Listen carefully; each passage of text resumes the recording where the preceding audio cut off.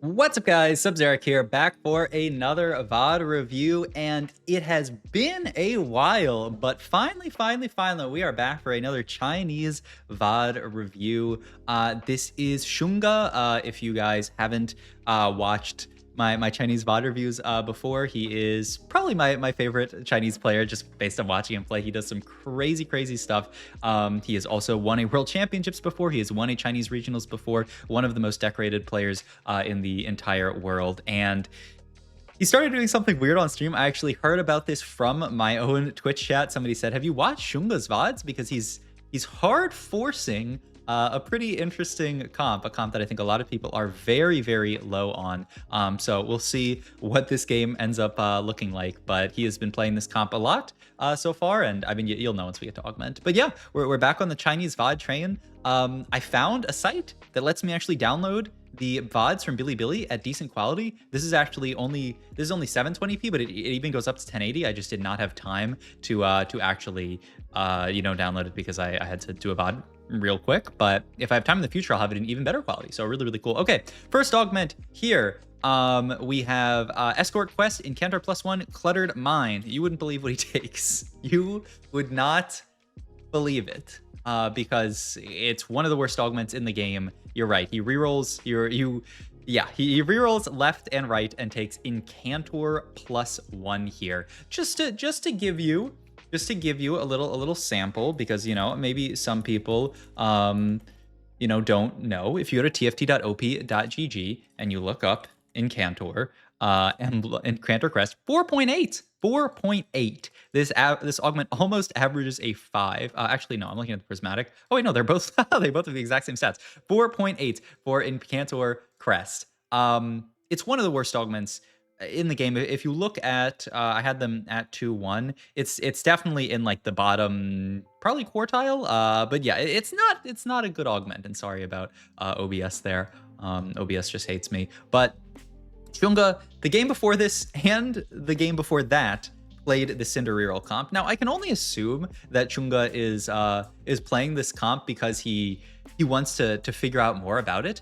Does Xunge think that this comp is actually broken? I mean, we will see based on how this game goes. But it's certainly interesting that he has enough of an interest in this comp that he's playing it, because the story of Syndra Reroll being back has been very tumultuous. You guys know that image where it's like, it's so over, we are so back, it's so over, we are so back. That's been Syndra Reroll ever since she was broken. She was broken for a little while, then it was completely over because they nerfed her out of the game essentially, and then we were maybe so back when the first buff came through and people were like, oh, maybe Syndra Reroll will be playable, but no, it turned out it was so over then. And then the patch where Soju played it last patch, and I thought, okay, maybe we're so, but no, it's really honestly been a flat line of it's so over, but with little we're so backs sprinkled in there that are like kind of fake.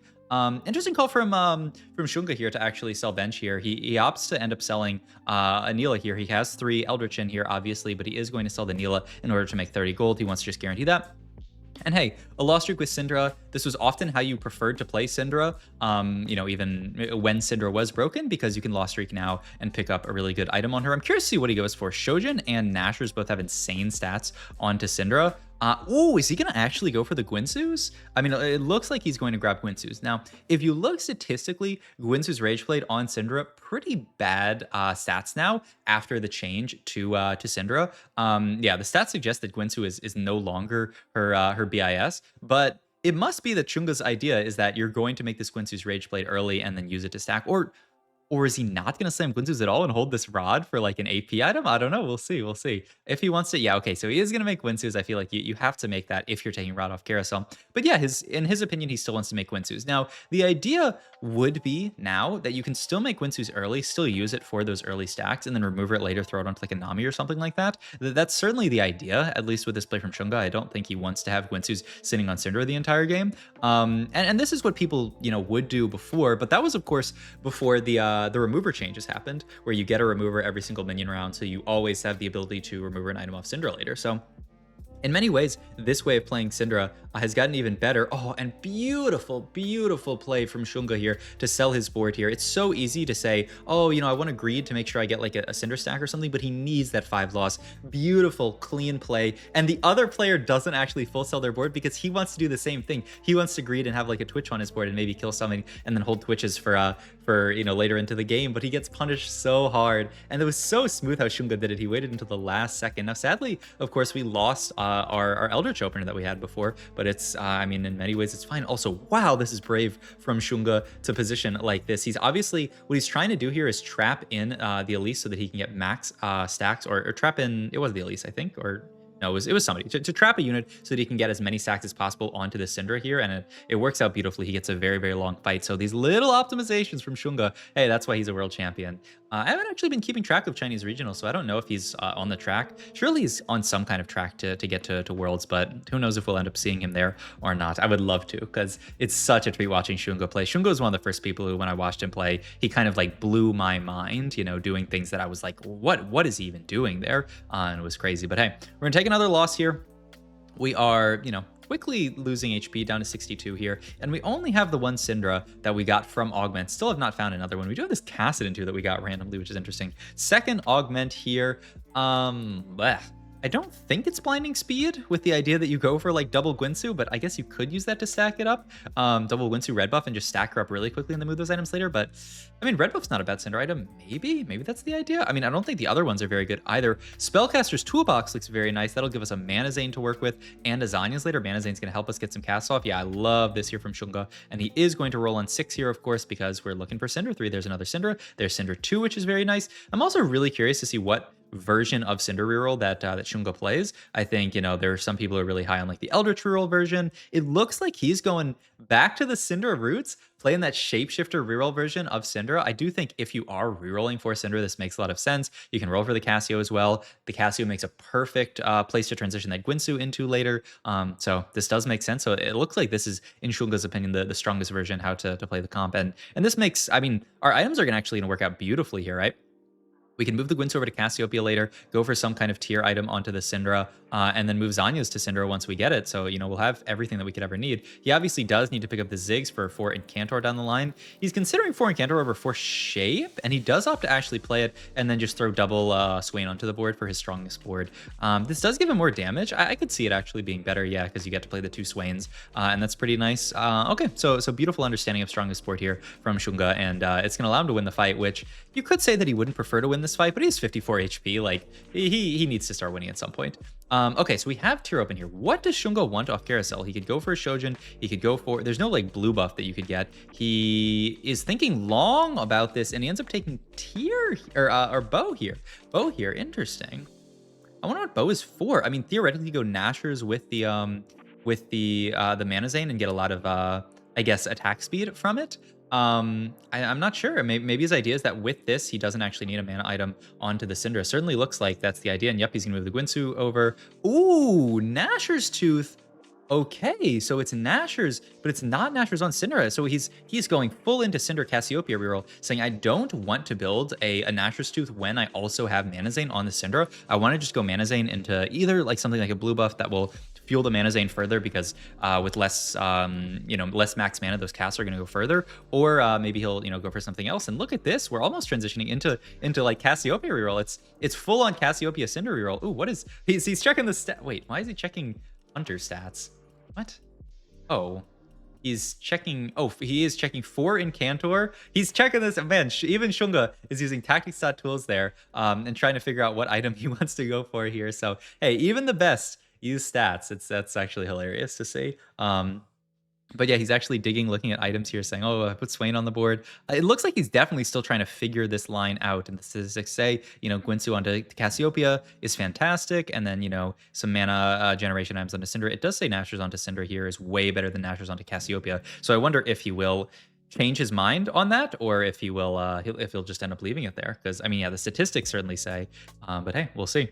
This is so cool though to see Xunge using Tactical Dash tool. He's just hit a double Syndra shot, by the way. 6 Syndras here, and another beautiful little optimization here. Take out your Cassiopeia when you're on the minion round because you don't want this Cassiopeia in here doing extra damage. You want Syndra to get max cast. He does end up getting the blue buff like we talked about. That's fantastic. Another 2 Syndra shop. I mean, nobody's holding the Syndra unit, so he might actually hit here on 4-1. I mean, he's so close, and he's a little bit low HP, so I think definitely a roll to 40 is in order. And he even hits Elise 3. He went for Elise 3 here. My God. That was a great roll down for Xunge, and he actually got there. So, I mean, this is Syndra unlocked. This is a reroll comp where very, very few people are playing this, so you're going to get Syndras for free, and he gets it at 4-1 with a pretty good spot for it. All right.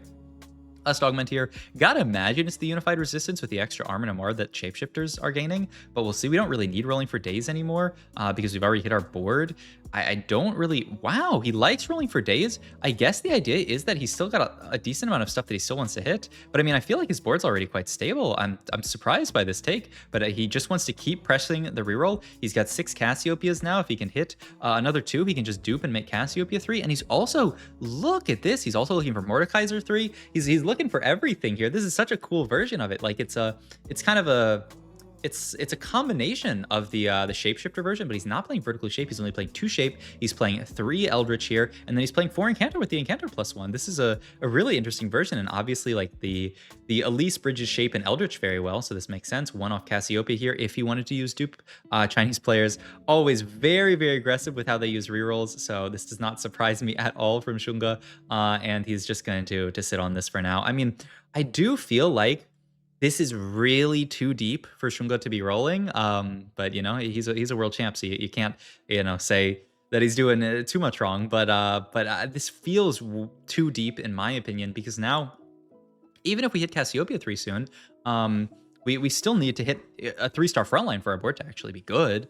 All right, item wise here there is a Swain with chain, so now we can pick up another Swain, and he's just looking for the Swain 3. On level 6, which is crazy, but I mean it's kind of working. He's got 6 Swains. There's so many Swains as he scouts the pool. Every good he's got a Swain. It's gonna be so hard for him to Swain through. He might have to move items over to Mordekaiser.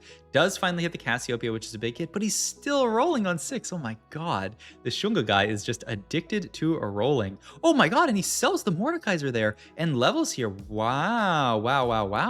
I mean, this play almost looks like I just don't want to go 8th in this spot. I'm going to level here for Nico. It's going to add Witchcraft to the board, which is a nice little addition, and I can play for 4 shape on level 8. So this is his idea. Oof. But his idea is also that Swain is going to be a much better tank than Mordekaiser. Even if I could maybe hit Mordekaiser 3, I just want to play for the Swain 3. These other people will maybe sell Swains later. He's now 1 off of Swain, by the way. And he has a golden dupe from the start of the game. So with that, boom, there's Swain 3. Oh my God.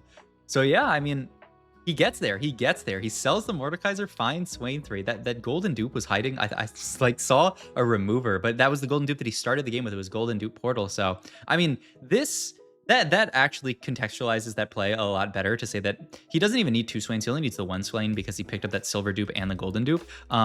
So I could see it. Xunge. You are 0 gold. But hey, I mean, who needs gold when your board is this strong? Once again, optimizing that Syndra here.